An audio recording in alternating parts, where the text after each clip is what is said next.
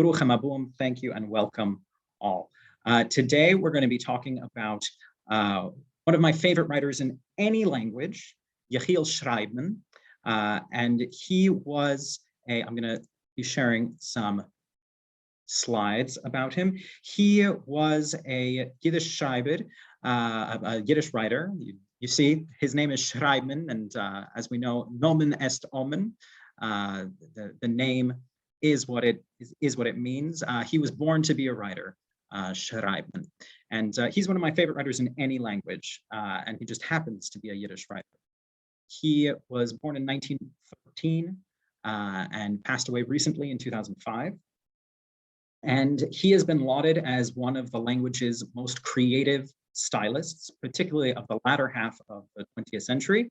And his writing is absolutely infused with what is called colorit, or exuberance, vitality, color of his native Bessarabia, which is mostly in today's Moldova, parts in today's Ukraine. And his works depict the everyday lives of the region's Jews in very, very rich, very captivating detail. He received numerous awards over the course of his lifetime from all over the place, awards from Israel, Sweden, the United States, Moldova, and elsewhere. And I say to date, 13 collections of his work have been published, because there are posthumous works that have been coming out every so often as well. So who knows, we might see more of his work. Yekhiel Shraybman is a writer that I feel very, very close to, not just because I love his work, but because I had the opportunity and the privilege to work in the Jewish community of Moldova with the American Jewish Joint Distribution Committee. And while he had already passed, he had passed just shortly before I arrived, I was able to become good friends with his second wife, Marina Shraybman, his widow, and the community in Kishinev in Moldova is very much a Yiddish-speaking community still, and I was able to speak Yiddish every day with all kinds of people in the community, and so his work feels very, very close to me. And I can say he's the only Yiddish writer in whose apartment I have spent the night. So Yiddish writers in the audience, if you'd like to have me over, maybe I can add you to the list. But for now, that is what it is. And so the landscapes, the language, the words that he uses feel very, very close to me. The most significant tapestry landscape that he uses for his writing is his autobiography. It's very, very hard to find a work by Yekhiel Shraybman that isn't somehow connected to a part of his life, or doesn't have a protagonist that might seem to be Shraybman himself. There are some exceptions, but in general, he uses his own life as the tapestry from which he creates. And so I've put a few of the major sort of points of his biography for us to look at. He was born in 1913 in a town now known as Vadrashkiv or Vadrashkiv in Yiddish. And this was very much a shtetl. And the town is still there. It's a very small town, but they do have a large monument to Shraybman. There are no Jews left in the town, but the monument is there right on the river. It's a beautiful small town. Because of our one of the major themes of our conference today is the city of Czernowitz. I would be remiss if I did not mention that Shraybman spent 2 formative years, as a student at the Czernowitzer Lehrer Seminar, which was then in Romania, in the city of Czernowitz. One of his novels describes these experiences. One of his most creative periods, and the period in which he debuted as an artist, were the 7 years he spent in Bucharest, in Romania. Czernowitz was then also in Romania, and this was when he made his literary debut. It's also when he participated in the Yiddish theater, and this novel, which was originally written in 1988, but couldn't get published until 2003, describes that period. So we know exactly when he, exactly how much time he spent in Bucharest. During the war, he was evacuated, like so many Jews of Bessarabia, to Uzbekistan, and in the post-war period, lived his life in Chisinau. And he was an incredibly productive writer, an incredibly creative writer. He wrote novels and short stories, but what he is most known for are what he would call miniaturen, literary miniatures. And there are some 600 of these. These are stories that might be a sentence, a paragraph, a couple pages long, but they have within them all the richness of an entire book. And we will hear some of those today. He was also a principal force behind post-war Soviet Yiddish culture. As some of us heard this morning with Gennady Estreich, much of the pre-war Yiddish intelligentsia, cultural infrastructure in the Soviet Union was wiped out. Yekhiel Shraybman survived that period and became a great proponent of Yiddish culture in the Soviet Union after the war. He was on the editorial board of Sovetish Heimland, the post-war Yiddish literary journal, and was a mentor to an entire generation of Yiddish writers and culture makers, including Boris Sandler, who will be speaking later today, another very, very favorite writer of mine. I don't know if Boris is in the audience with us today. Also Moshe Lemster, Michael Felsenboim, and others, principally writers also from Moldova, from Bessarabia. So what I would like to do today, I could spend some time talking about the nuances of his life, doing some deep literary analysis. But what I would like to do is actually share with you translations of his work. I occupy a lot of different roles. I wear a lot of different hats in the Yiddish world. Most of them are usually behind the scenes, but when I am in front of the curtain, it is generally as a literary translator and a writer. And so I wanted to share with you some new translations of some works by Schraybman. I'll read them in Yiddish and then in my own English. And then we can, if there's time, I hope, we can also have some discussion about the writer and his work. So here's what I will be reading with us today. And I chose these pictures of Yekhiel Shraybman. He's with Marina Schraybman, who, as I mentioned, his second wife, my good friend, who unfortunately passed away about 5 years ago. Very good. And so we'll be reading these few pieces here. They're all from his Miniaturen, Liederkarschen, poems like cherries, Leben, life, das Fiddle, the fiddle, der Yam, the sea, Jinggrus, new grass, in fin zigeunerische Poesie, from Romani poetry. And these Miniaturen, many of them were published again and again in many of his collections. I've taken them from these 3 books. You can look up the citations. Unfortunately, not many of his works have yet been digitized in easy to find places, like on the Yiddish Book Center website, but Juren and Regis, I believe, has, so you would be able to find that there. So I'm going to close my PowerPoint for the time being, so I can see more of you and you can see more of me, and we will share some translations. So I start, as I say, one moment, start with Lieder Karschen, poems like cherries. Lieder Karschen. Es sind voran Lieder, ähnliche zu die etliche Karschen, die verbliebene ergets et oben auf dem Bäum. Weite, ibegezeitigt, lamdonisch verkurtschete Artlach. In me darf erst euchen Leiter zu zerkimmen zu sein. Und es sind voran Lieder, viele, fleischige Karschen, wo's fallen der Frische von den Bäumen gleich in Mäulerei.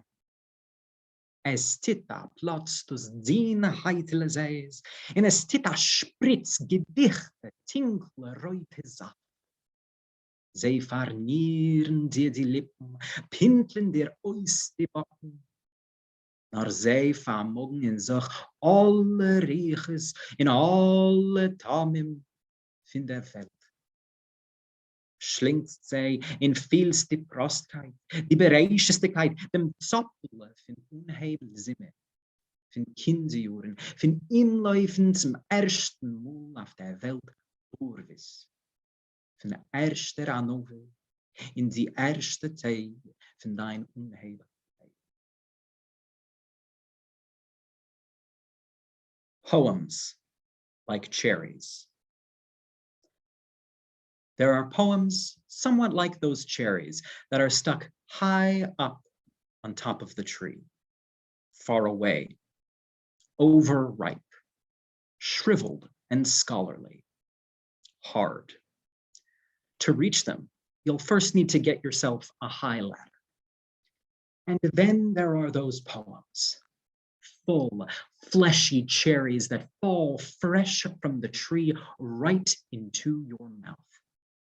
The thin skin goes pop, and there's a sudden spurt of thick, dark red juice. They stain your lips and spot your cheeks, but they contain all the world's scents and flavors. You swallow, and in them feel the simplicity, the spark, the bounce of early summer and your younger days, of the first time you ever ran around barefoot in this world, of that first joy in those first days right at life's beginning. That's our first. Oh, sorry. As I say, I'm also doing many things at once. I'm just going to make sure that, okay, sorry, I'm doing many things at once today. Someone needed some help behind the scenes, just making sure they're taken care of. That's our first miniature. I will try to display some text. I'll put some links afterwards, but let's try to, I will try to speak more directly into the mic. Thank you for that. Okay, next up on our list is another miniature. This one's called Leben, or life. And if you notice, the dialect in which I read is approximately the Bessarabian Yiddish dialect. When I first came to Moldova, when I was working in the Jewish community, I spoke Klalsprach. I learned Yiddish in university, and I arrived in Kishinev, and very few people could understand what I was saying. So over the course of time, I have changed the way I speak to more closely come to that dialect. So I try to read these texts in the Yiddish as Shraybman himself would have hopefully understood. So Leben. Die Bobbeschi hat heimgebracht in Keuschel lebendige Kureslach. Sie hat sie ausgeschitten Kirch auf den Tisch, in der Fischelach geblusen die Backen, geöffnet die Mailachlach, gekickt mit keilach dicke gläserne Eigelach. Sie allemal Patsch geziehen, mit die Ecken sich geworfen, als Gespringen im Gespring. Dennoch hat die Babeschi ungeziehen a Fahrtag. Einzigweise hat sie die Kureslach aufgeschoben die Liske, aufgeschnitten die Beichlach, ausgereinigt. Die Bulbis hat sie ins gegeben. In mehr oben See mit die Fieselach gemacht. In den Wasserkränkel hat sie die Fischlach geht ausgewaschen, ungesalzen. In sie hat sie nach a Reus gelegt von der Hand, seien die Kureslach als Gespringen in Gespring. Zum Sof hat die Babeschi weggestellt auf der Plitte a Rein. Ungegossen Bäume. Die Kureslach hat sie eingezinkt in den Mehl, zugepfeffert in ungeheuben Prägeln. Der Reiserbäumel hat geschippet, gespritzt, getrasket. Die Kureslach in der Reindl sind als Gespring in Gespring. Life. Our grandmother brought home a small basket of live carp. She spilled them out onto the kitchen table, and the fish puffed out with their cheeks, opened their mouths, and looked around with their round, glassy eyes. The whole time, they were slapping their tails, thrashing about, still jumping, always jumping. Then Grandma put on her apron. One by one, she took the carp and scraped off their scales, cut open their bellies, and gutted them. The bladders, their bulbus, we called them, she gave to us. We popped them underneath our feet. She washed each fish thoroughly under the faucet and rubbed them with salt.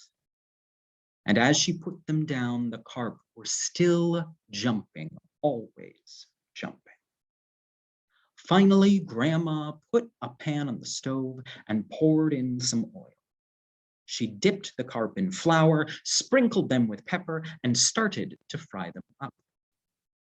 The hot oil hissed, splattered, sputtered, and the carp in the pan were still jumping, always jumping.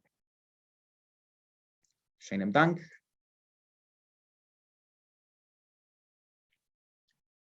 And next on our list, this is one of my favorite miniaturen. So far, we've seen two major themes in Schraybman's work. Rich descriptions of the natural world that interlace with his relationship to writing. So we see the cherries and poetry blended together. And then we see a very tight focus on one member of his family. He'll have miniaturen that just focus on one person's personality, one person's actions. And this miniature is one of my favorites, also talks about that. This is called Dus Fiddle.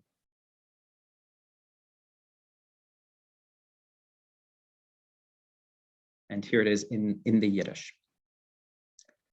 Gedenk, mein Tate, a jed demult mit a wochedig verwachsen punim, mit zerläufene Polis, verschmolzene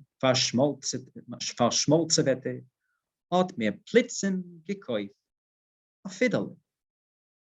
Nicht kein Stradivarius, versteht sich, a viele nicht kein Steine, a Prost Fiddle.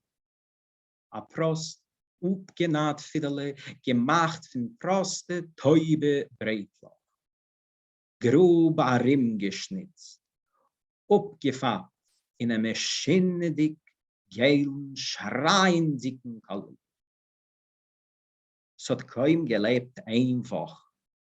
Die Decklach haben sich zerklebt. Das drin ist zerlost. Die Mama hat geschrien auf den Toten, Beime! Der zet mir noch rein, dem letzten Groschen weggegeben, hat ihm aber der kennt der Kläser. Das Fiddle hat man in Stieb ungeheim riefen, der Dropatsch. En essen giechen vertrugen auf den Beuden arauf. Nur eine schöne Sache. Es ist schon du, in dem so viel Zeit. Ich bin alt gewesen, auf 5 Jahre. Und ich gedenke es, das Fiddle. Ich sehe es. In wieviel ist wert der jontiftiger Glanz in mein Tottens schöne schwarze Augen. Weis hat mir das Fiddle erlangt. In wieviel ist wert das stille bissel Negine in sein Kohl, wie der Clip von der Strinne arup. Weis hat mir so getan. Nu sinnen ju. Spiel. And now in English. The fiddle. I remember. My father, a Jew, with a week's worth of stubble and a tattered grease-stained overcoat, all of the sudden bought me a fiddle. Not a Stradivarius, of course, not even a Steiner, a simple fiddle, a crude imitation of a violin, made from rough, dull wooden plates, sloppily carved and painted with a wild, screamingly yellow color. It barely lasted a week. The top came unstuck, the strings went slack. My mother yelled at my father, "Idiot! What got into your head? You gave away our last penny." He saw you coming from a mile away, played you like a fiddle. Soon we started referring to it as the 4-string broomstick, and before too long, hid it away in the attic. But here's the thing. It's been so long since then. I was maybe 4 or 5 years old, but I remember the fiddle. I can see it. How much is it worth, that reverential shine in my father's beautiful dark eyes when he handed me that fiddle? And how much is it worth, that quiet bit of song in his voice, like the plucking of a string, when he turned to me and said, "Go on, son, play." I apologize, I can't display the Yiddish at the same time, but perhaps I will be able to share some of the Yiddish with you afterward. Okay, I think we have time for maybe one more. I will share with you the sea. And the Yiddish is not even on my computer for this one. I'll need to get it from the book itself.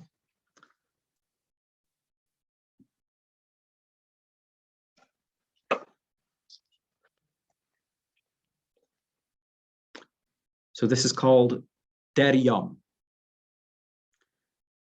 Der Yom is groß. Der Yom hat sich in etwas azoins, was verkischif. Der Yom macht sich jing.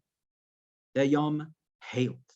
Der Yom ist still, geht in Beis, zurendig, zerstören. Der Yom is bloi. Der Yom is grünlich weiß. Der Yom is ros. Der Yom is grün. Der Yom is schwarz. Der Yom pitzt sich etliche Mal in Tug, allemal in andere Collier. Der Yom is nacket. Prost. Pitzt sich kein Schim Collier nicht. Der Yom kneitscht sich in Foldewit sich, wie es kneitscht sich in Foldewit sich der Stern bei Hochen. Der Yom ist viel mit Kliegschaft, trugt in die tiefenischen Welten, in Affen Eube flach, ein weiß-schwarzen Fliegelfliefen Meves. Der Jam zerschreit sich, zerpinnet sich. Der Jam ist breitherzig, weich. Der Jam ist schön. Wie nennt man wegen Jam das große, frische Wort? Es ist alt wie die Welt. Dichter haben schon lang alle Wörter ausgehabt. Ich bin sich müde. Ich hab heint gegen dir Jam gesündigt. Ich hab aufgestanden, Fahrtug hat zerbrochen von der Nacht, hat zerplätscht, hat ihn zerstäubert. A ganze Nacht hab ich von sich gerissen Sticker. A Nacht unschlaf, unruhig, a Nacht mit größer Teines zu sich. Was bin ich, in wer bin ich? Was hab ich schon auf der Welt aufgetan? Menschen nehmen Jahr bei Jahr arup Gerätenischen, bekleiden in Baschichen die Welt. Menschen haben zerzennt dem Atom. Menschen haben ausgetracht den Televisor. Menschen haben wegen Menschen makriv gewähnt das Leben. Menschen lassen über noch sich ewige Werten. Ich trage euch am meisten. Wollt sie mir hatsch ungekommen gering? Wollt ich hatsch gesessen und getan meine Arbeit Tag bei Tag, wie in der Früh bis auf der Nacht, hatsch wie es sitzt und hit seine Arbeit der gewöhnlichste Schneider. Wollt ich hatsch mit meinem Meißelach ämmetsten gewarmt und gefreit, wie es warmt und freit, hatsch am Malbisch. A schwere Nacht, a Nacht mit größer Teines zu so. Die erste Nacht meine, heintig in Zimmer, in Yalter Schreiberholz. Ich hab sich ihm gedreht, Fatug, einer allein in Zimmer in gekrächzt. Ich hab abgefrischt, unheischig, abgefristigt, unheischig, immer zu. In bin der noch a Soja, a zerkneitschter in Chmachurete, mit schalberige Tritt, a rupgegangen Jam. Ich hab sich pamelig ausgezogen, in bin a reingegangen in seine Wasser. In ein halber Schuh bin ich heraus von dem Jam ein anderer Mensch. Ich hab zurückgespannt, a rauf a heim, a freilicher, a beruhigter, a gleicher, wieder a zufriedener mit sich. In otafen Weg bin ich sich müde, hab ich gegen ihn gesündigt. Der Jam macht von mir Tiltel, hab ich sich also getan. Ich hab mir nicht abgegeben, kein Cheshben. Als das hat der Jam, mich weggeführt, gleich ins Zimmer rein, ungenommen mich bei die Achsel, ihn weggesetzt, gleich zum Tisch. Ich bin gesessen, in Pavolinke ausgekischt an neue Meißel. In das Meißel hat mir, wie jeder neue Meißel, ausgesehen, das schönste Meißel. Das schönste Meißel meint.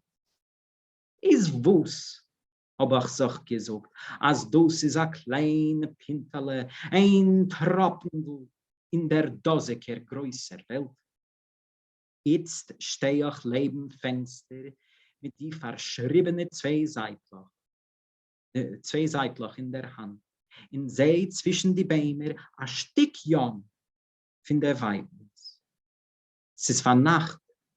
Der Jam ist dunkel, gekneitscht, zerchvaljet, die Chvaljes seine spielen sich mit dem Breg, Pätschlen a Fels, schwenken ihm allemal ab, zerspritzen sich a Remin in tausender Wasser Spritzloch. Der Jam ist schön. Der Jam ist breitherzig breit. Der Jam ist viel mit Kliegschaft. Der Jam ist nacket. Prost, pitzt sich in kein Schim Kalier nicht. Der Jam ist still, geht. Der Jam macht doch jing. Der Jam hat in sich etwas asoins, was verkischt.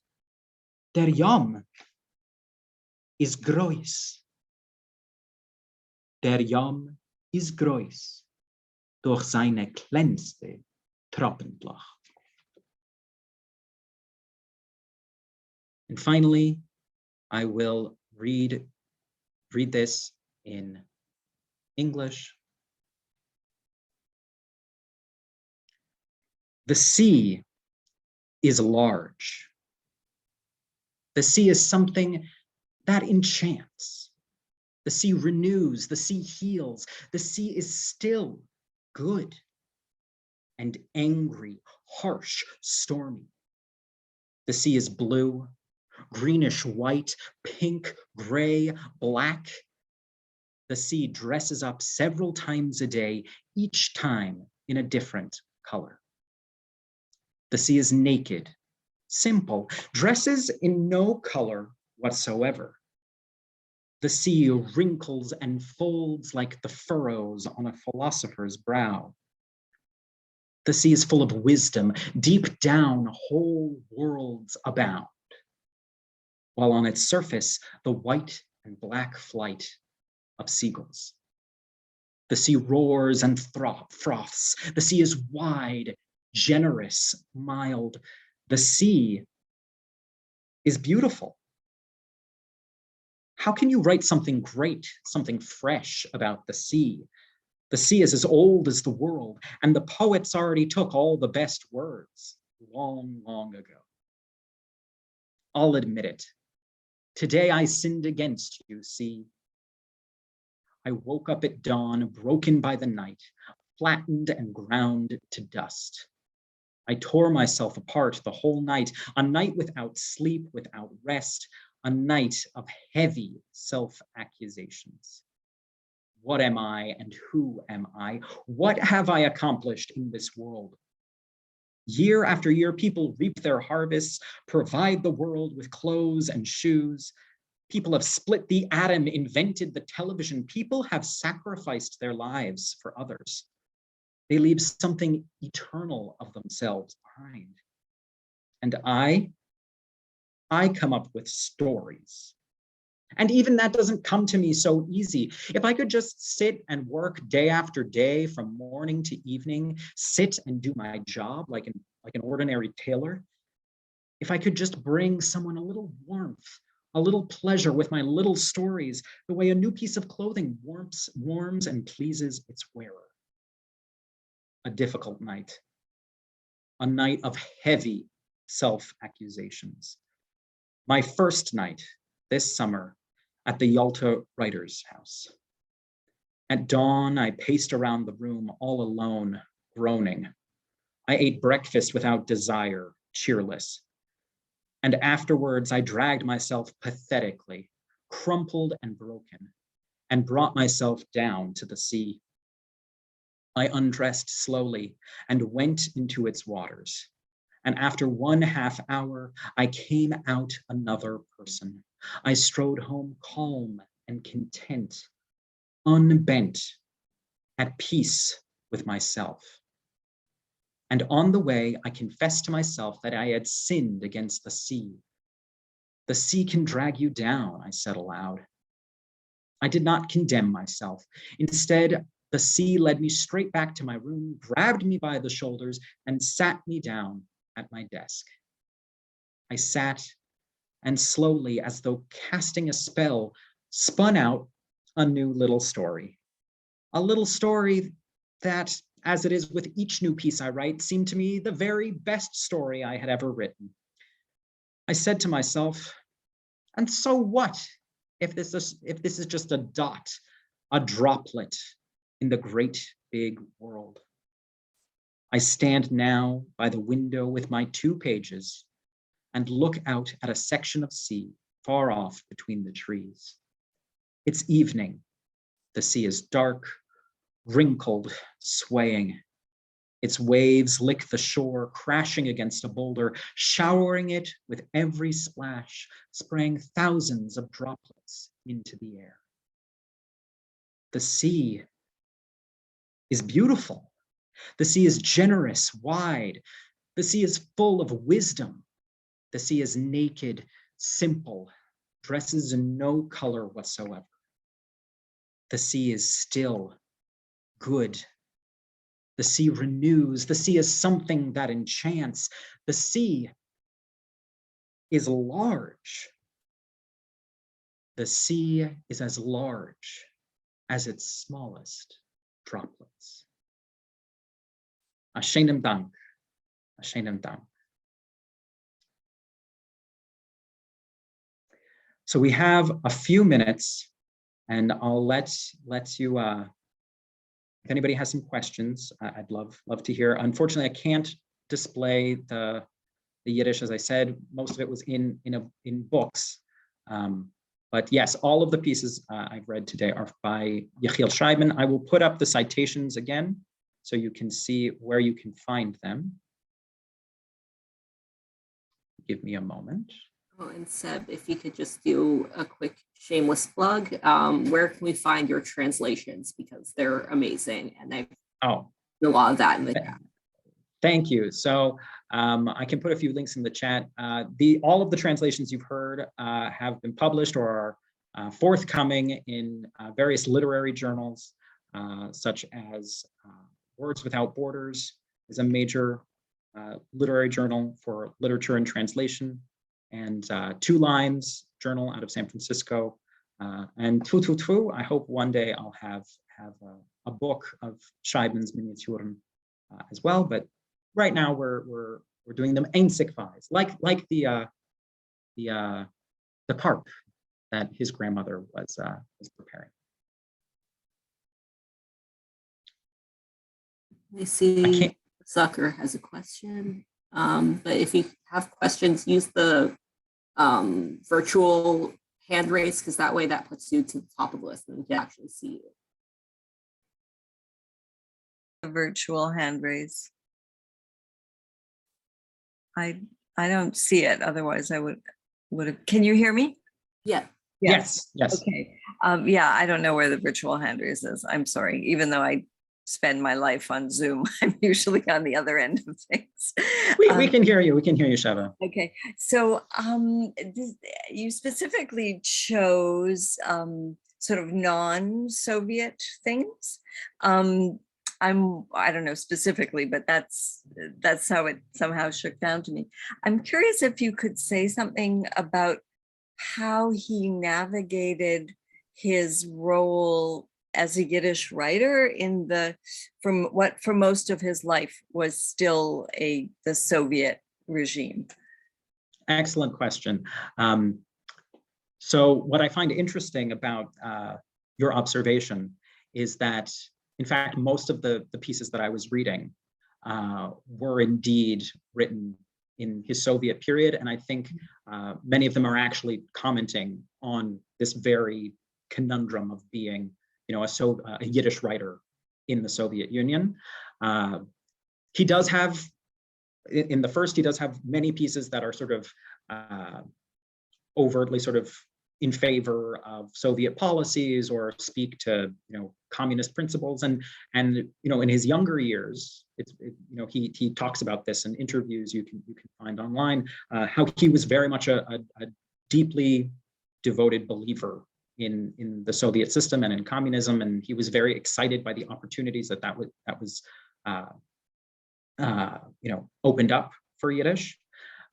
In the later period, when he was a lot more agnostic about those things, you can see you can read between the lines often that he is making a comment about, the necessary need to be creative, even in a space where there's not as much oxygen to be creative, where, compromise is a part of life, but you need to push forward. And for him, I think he saw that there, despite the compromises one had to make and the tragedies that one had to live through in his lifetime, that there were ways in which you could use the system for good. There's one miniature in particular, which I did not have time to read today, Ying Gruz, where he talks about blades of grass shooting up between the concrete. And there's this line, he doesn't know whether it's the grass that is pushing the concrete apart, or it's the concrete that's, separating and the grass is coming through. And I think that is a perfect metaphor for his approach to life as a Yiddish writer in the Soviet Union. Sometimes you had to push, sometimes you looked for an opening, but what was important was sprouting through the concrete, this bit of green in a sea of concrete. If I can just reference one, I was also very fortunate in my life to get to know him quite well. But he's got one in his later works, post-Soviet.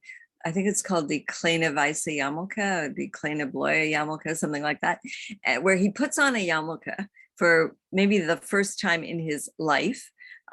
He told me that he never fasted Yom Kippur. By the time he was old enough to do that, and he certainly would have if the Soviets hadn't come in, they were already Soviet and they didn't do that anymore. So he never did something like that. And then he puts on this yarmulke and everybody says, "Kuk Ayid," and it's like, what do you think I've been all my life, So it's just kind of a wonderful little piece. Like, now suddenly that I put on a yarmulke, people think I'm a Jew, but I've been nothing but that. And I've endured nothing but what all other Jews have endured, being a Yid. So yeah, it's a great little piece. Wonderful. I hope you'll. I haven't read all. Yes, I've read that one. I haven't read all 600, but I do know that one. And there's similar ones about his impressions of Israel, where he also, he stands there as a Yiddish writer in this ambivalent relationship to another Jewish language, another way of being Jewish that sees him as not a Jew. And he's like, well, I am. You can't say that I'm not. We are a little bit over time. Unfortunately, any other, if there's a burning question, you can get in touch with me. If you write to tech support, I will inevitably see it. So if you have a question about Yekhiel Shraybman or about Zoom, you can write to me there. But thank you all so very much. Shenem Hartzken Dank. I think we're going to get ready for the next program.